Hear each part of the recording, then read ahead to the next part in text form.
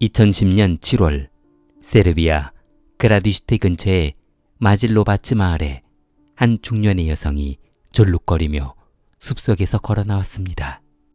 그녀의 한 손에는 곡괭이 자루 같은 것이 쥐어져 있었고 한쪽 다리를 다친 것 같은 그녀의 무릎에는 피 묻은 티셔츠가 감싸 있었습니다. 어머니 마리나는 아들과 함께 뒷산에 있는 녹두를 따기 위해 이른 아침 숲속으로 들어갔습니다. 어머니와 아들은 곡괭이 등 간단한 농기구 몇 개만을 챙겨 숲속으로 들어갔습니다. 그들은 녹두를 따는데 정신이 팔려 더욱 깊은 숲속으로 들어가야만 했습니다. 한번 깊숙이 들어간 그들이 숲속에서 다시 돌아오기란 쉽지 않았습니다.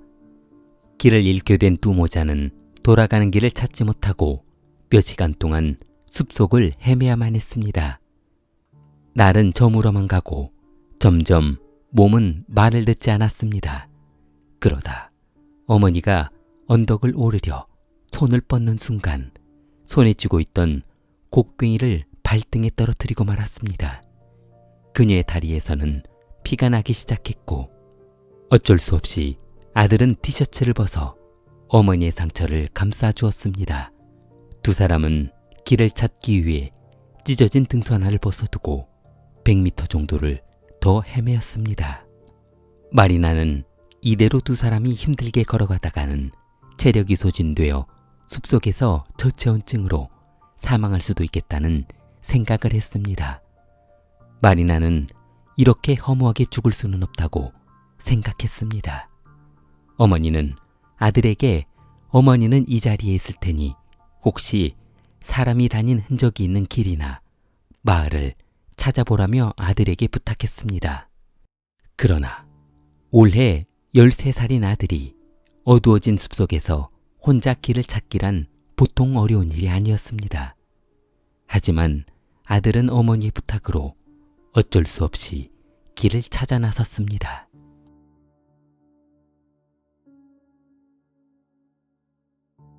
아들이 길을 찾아 떠난 지 1시간이 지났으나 아들은 돌아오지 않았습니다.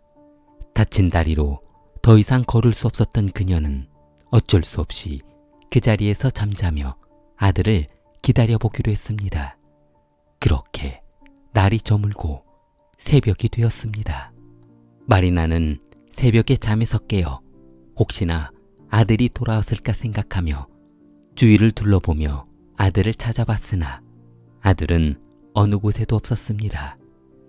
그녀는 감각이 무뎌진 부상당한 다리를 끌며 걸어보기로 했습니다.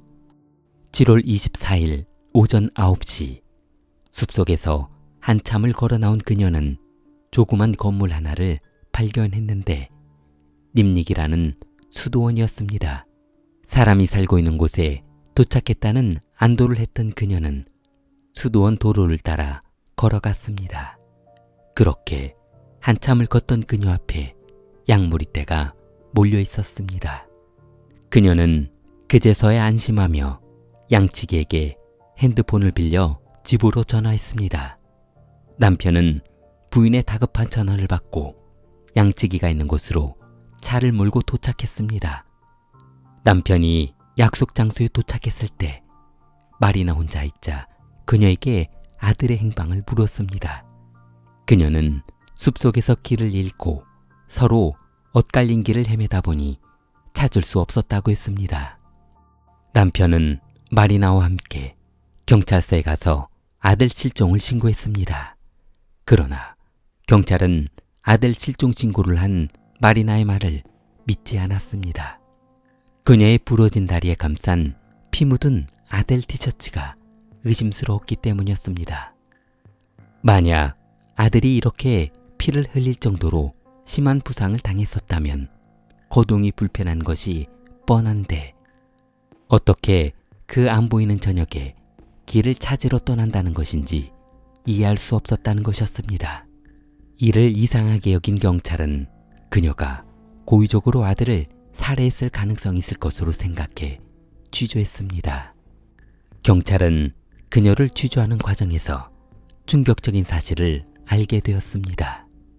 그녀는 날이 어두워지자 아들에게 어머니가 다리를 다쳐 거동이 불편하니 어머니가 원하는 대로 가주기를 원한다며 가자고 했습니다.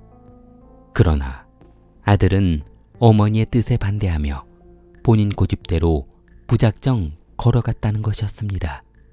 이에 어머니는 분을 참지 못하고 부러진 다리를 짚고 있었던 곡괭이 자루를 들어올려 아들의 뒤통수를 내리쳤다는 것이었습니다. 그 후 아들은 풀숲으로 고개를 쳐박고 쓰러졌고 마리나는 무엇인가 잘못되었다는 것을 알게 되었다는 것이었습니다. 마리나는 달려가 풀숲에 쓰러져 있는 아들을 안아보았지만 아들은 이미 숨을 쉬고 있지 않았습니다. 어머니는 아들이 숨을 쉬고 있지 않다는 것을 확인한 후 너무 무서워 아들을 바닥에 눕히고 그 위에 아카시아 나무 잎과 가지로 그 위를 덮어 넣었다고 했습니다. 그녀는 아들 조르제의 시신에서 약 20m 떨어진 곳에 웅크리고 잠을 잤으며 새벽에 일어나 아들의 시신인 곳을 확인한 후 출발했다고 경찰에 진술했습니다.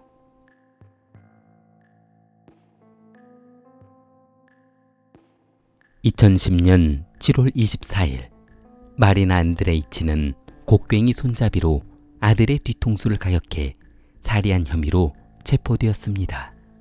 결국 그녀는 아들을 살해한 혐의를 벗지 못하고 구속되었습니다. 2010년 11월 26일 그녀는 아들 살해 혐의로 징역 20년을 선고받았습니다. 경찰은 그녀의 진술을 바탕으로 아들이 실종되었다는 산속을 수색해 보았으나 아무런 흔적도 발견하지 못하고 철수해야만 했습니다. 얼마 후 그녀는 변호인을 통해 경찰이 아들의 시신을 발견하지 못했다는 소식을 듣게 되자 완전히 태도를 바꿔 진술했습니다. 그동안 경찰의 구타와 강압에 못 이겨 본인의 아들을 살해했다며 강요에 의한 자백을 하고 말았다는 것이었습니다. 그녀가 아들 살인을 부인하고 있는 사이 사건 발생 3개월 만에 사냥꾼들이 숲속에서 사냥을 하던 중 백골을 찾아 신고했는데 백골이 발견된 장소는 그녀가 말했던 장소에서 상당히 떨어진 위치였고 그 당시 경찰관들이 조사를 했던 장소도 아니었습니다. 누군가 시간이 한참 지난 후에서야 이곳에 백골만 놓고 간 것인지 정말로 실종되어 헤매다 이렇게 된 것인지는 알 수 없었습니다. 경찰들이 그렇게 애타게 찾았던 아들의 두개골을 찾기는 했지만 마냥 기분이 좋지만은 않았습니다. 한 가지 이상한 것은 아들의 시신은 어느 곳에도 없고 두개골만 남아있다는 것이었습니다. 경찰은 과학수사대에 유전자 검사를 의뢰했습니다. 그러나 이상하게도 신고된 유골이 아들의 것은 맞으나 누군가 유골에 있는 DNA를 파괴하기 위해 표백제로 여러 번 세척한 것이 발견된 것이었습니다. 2012년 7월 법원은 마리나에게 무죄를 선고했습니다. 그녀는 증거 불충분으로 703일 만에 풀려나게 된 것이었습니다. 법원은 그녀가 이미 감옥에 있을 때 아들의 다른 신체 부위는 발견되지 않았고 아들의 두개골만 발견되었다는 증거는 사건을 입증하기에 불충분하다는 것이었습니다. 이 증거로 아들의 사망 원인을 입증하거나 확립, 추정할 수 없다고 했습니다. 마리나는 진실을 이야기하고 싶다며 입을 열었습니다. 4년 전 나는 아들을 죽이지 않았습니다. 나는 아직도 아들이 살아있을 것으로 생각하고 있습니다. 사람들은 아직도 나를 아들을 죽인 살인자 어머니라고 부르고 있지만 나는 억울합니다. 술 먹고 폭행하는 남편과 사는 것도 힘들어 죽을 지경인데 나는 오직 아들만을 생각하며 살았습니다. 나는 아들을 죽이는 것은 고사하고 닭 한 마리도 잡지 못하는 사람인데 아들을 죽였다는 것은 말도 안 되는 소리라고 한 것이었습니다. 수사 중에 경찰들은 나에게 범죄를 자백하도록 강요했습니다. 저는 2년 동안 아무런 죄도 없이 교도소에 구속되었었습니다. 구속되어 있는 동안 하루도 빠지지 않고 아들이 살아있기만을 기도했습니다. 혹시나 누군가 아들을 납치해 이탈리아로 장기 매매를 위해 납치한 것이 아닌가 걱정도 많이 했습니다. 하지만 그녀는 분명 아들이 살아 돌아와 법원 앞에서 무죄를 선고받고 나가는 본인을 반겨줄 것이라고 말했습니다. 그녀는 세르비아 정부를 상대로 1일당 보상금 200유로를 지급해 줄 것을 요청했습니다. 그녀가 구금되어 있는 동안 남편은 세상을 떠났고 시어머니는 어린 손녀를 양육하며 힘들게 살다 돌아가셨습니다. 그녀가 아들을 살해한 것인지 정말 실종되어 누군가에 의해 살해당한 것인지는 그녀만 알고 있는 진실이 되어버렸습니다. 좋아요, 구독 부탁합니다.